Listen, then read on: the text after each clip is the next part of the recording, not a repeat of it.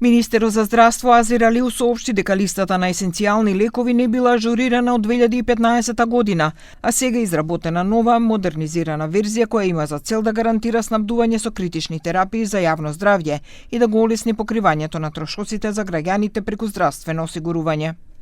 Vetëm përditësimi është realizuar nga fundi i vitit 2025 në kuadër të platformës kombëtare për barna, në udhëheqjen e Ministrisë së Shëndetësisë, në mbështetje të Organizatës Botërore Shëndetësore dhe grupit punues. Координаторот на работната група за ажурирање на листата Зоран Стериев истакна дека листата ги вклучува најнеопходните лекови за лекување на најчестите заболувања, прилагодени на реалните потреби на населението. Заболување. Она што е специфично и што би требало да се напомене, согласно со политиките и на Министерството за здравство, кои што се актуелни, во есенцијалната листа за прв пат имаме и никотинска заместителна терапија, тоа се трансдермалните фластери и никотинските гуми за чвакање.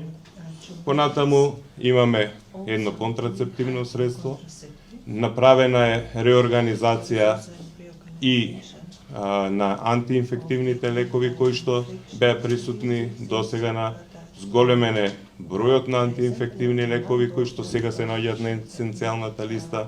Тој додаде дека есенцијалната листа се разликува од позитивната листа на лекови, бидејќи вклучува препарати кои државата треба да ги има обезбедено во секое време за граѓаните.